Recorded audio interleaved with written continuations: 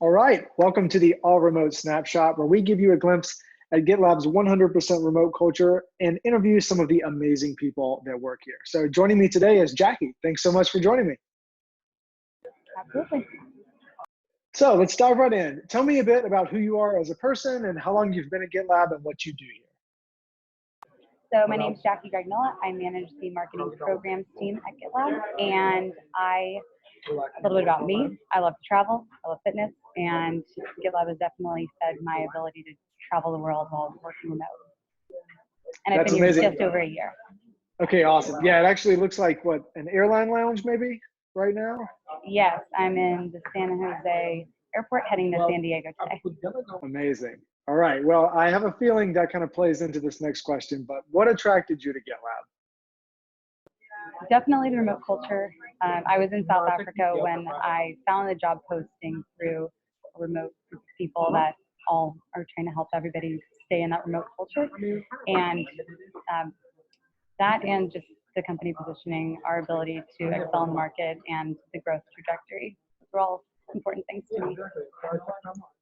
So you've kind of already answered this, which was all remote a big part of why you chose to work here? But for people that are considering remote and they may not really have a good feeling on, can they embrace it? How is their life going to change? Just talk a little bit about how that adds value to your life and how you valued that when you were considering working here. Yeah, I think a lot of people like remote work for different purposes. For me, I was already working remote, but doing more like consulting. So the trying to track down clients constantly was a little bit overwhelming, and I wanted to be at a full-time remote company with other people that are all remote. But one thing to definitely keep in mind is like your ability to communicate really effectively, synchronously, and just your ability to motivate yourself when you're not in an office setting. I'm very extroverted, so I like to talk to people, and so I've fed that through GitLab with working at co-working spaces and still getting that personal connection, but focusing down when I'm asynchronously working. I don't know if that answers your question. No, it does, yeah. And it sounds like you've worked in other remote settings before or have worked freelance, that kind of thing before. But what elements of all remote has impacted your life? So for those that aren't aware, GitLab is 100% remote, so we don't have any headquarters or offices, and even the executive team works remote. And that's different than a hybrid remote setting where some people work in an office and then there's a subset of people that work outside of the office. So if you have any experience there, talk about how this compares and contrasts. Yeah, I can definitely relate that it's positive to have everyone remote because you never feel like you're missing out on something. You're not missing out on the different things that are happening at the headquarters. I could say that sometimes that is the situation you're in when you're working independently or in a hybrid remote company. But I really enjoyed that GitLab puts that as part of their culture first and trying to connect people all around the globe. So while I'm traveling through Europe or South America or Africa, like there's still people globally that you can make connections with. Very unique situation.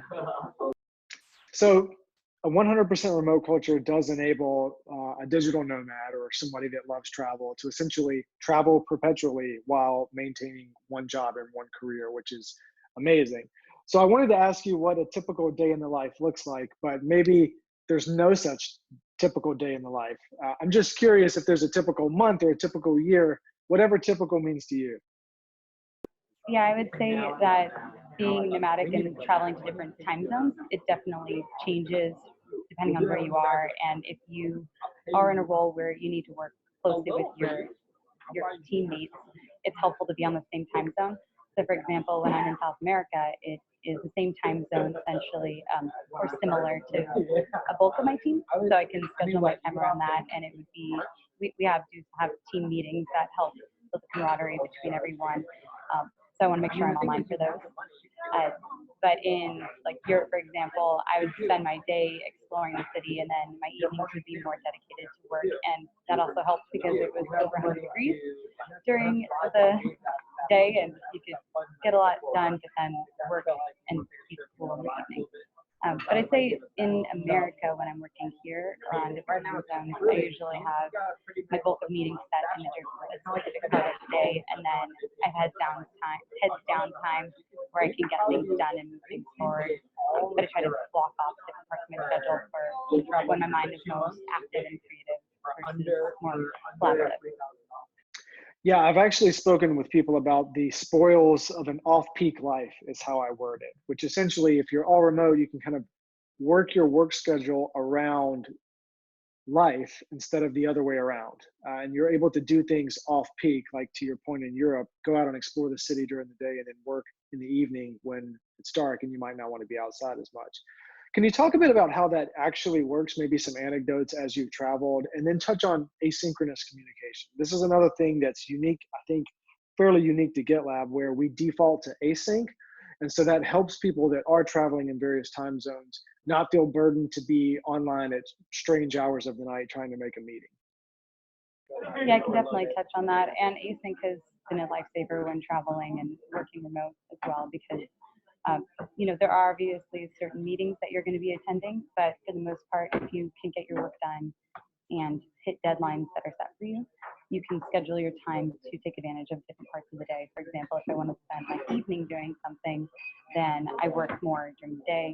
And if there's something that I really want to be at in the middle of the day, like a birthday party, for example, if it happens to be during the weekday, which is rare, but does happen when you're abroad and there's lots of nomads, you can kind of shift your schedule and make it work so that you're able to capitalize on the things that you really want to do in your life.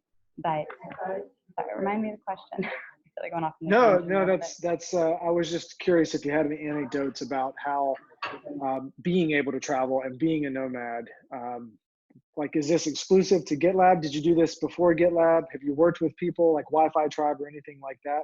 I'm just curious if people are thinking like pie in the sky, I would love to just travel and work everywhere. It's just really cool to talk to somebody that's lived a life. Yeah, definitely. So I used Remote Year. So I did a 4-month program with them when it first came out last year, and that was for Europe and South Africa. And then I did again this past year in South America. And the great thing about that is they organize your workspace, your living situation. They ensure that you have solid Wi-Fi no matter where you are.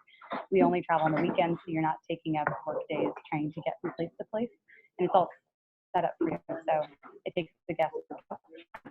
But if you aren't using a company like that, like Wi-Fi Tribe or Remote Year, then you'd want to make sure that you do your research ahead of getting to a city, know where the solid Wi-Fi is, ask your Airbnb to do a speed check on their Wi-Fi to make sure if you're planning on working there, you know that you're going to be able to host meetings or get your work done appropriately. But yeah, I think there's so much to see in the world, and I feel like for me, that's the passion. So this has enabled me to continue that passion. Yeah, that's amazing. I tell people that if you have a passion for exploration and you feel like work is hindering your ability to go out and see and just like express yourself and immerse yourself in culture, a remote job is going to be great for you because you'll place such a high degree of value on that each additional day that you're able to do it, you never lose the gratitude. And so even though sometimes days can be long and work can be hard, the ability to do it where you're most comfortable and where you're most fulfilled, even if that changes from week to week or month to month or year to year, is incredibly liberating. So let me go off script a little bit. How many passport stamps have you gathered while working here at GitLab? I have no idea. It's been a lot. A lot is a good answer. And I've met up with GitLabbers almost everywhere I've gone. So, for example, I've met someone in Lima and Santiago, Chile, and across the pond in Greece, London, Germany. Like everywhere I go, I try to make sure that I connect with someone in person that I might not have otherwise been able to see, or see their city the way that they see it as a local. But I will touch on the motivation piece. I feel far more motivated here than I ever have at a company because I count my blessings. Like, who gets to do this? It's a really unique opportunity, and you really want to rein that in and take full advantage of it. Yeah, and I feel like that ties into why remote first and all remote companies have such a high rate of retention, because people that work here, they recognize that this isn't available everywhere, and we are a blessed bunch to be able to do this, and especially for people that really leverage it and take advantage of it. I do want to touch on the travel aspect. It is cool that GitLab has a visiting grant, so we'll actually partially reimburse your travel if you go meet with another GitLabber anywhere in the world. And this is part of the informal communication where we recognize that people can't get together in an office day to day. So we incentivize people to actually go and meet with some of these people. And we actually have a GitLabber in Hawaii who tends to get a lot of visitors, as you might imagine. So have you taken advantage of the visiting grant when you were mentioning those visits? Was that part of it? Yeah, absolutely. I think I would have done it regardless, because it's just such a unique experience to see someone so far away from home. But that did help with paying a little bit of the flight. So especially in Greece, I thought that everyone would go to Greece and everyone would meet up with the GitLabbers there. But the person I met up with said that they hadn't ever seen any GitLabbers through there. So I'm like, everyone, take note. Head over to Athens and then do a little island tour. But at least you get to meet another GitLabber, have some great food, and then exploring. That's amazing. We actually just gained a GitLabber in Vietnam, and I think he's the first one there. And so in his welcome, yes, in his welcome post, he said, hey, if anybody wants to use the visiting grant to come visit Vietnam, we've added a new country to the country list, which is pretty awesome. So to close, if you were giving advice to someone that was considering working at GitLab or any other remote first or all remote company, what advice would you give them? And a lot of people have concerns that, is it going to be right for me? How do I combat isolation? How do I maximize being able to take advantage of the flexibility and autonomy? Anything that you've lived that you would convey to somebody else, go for it.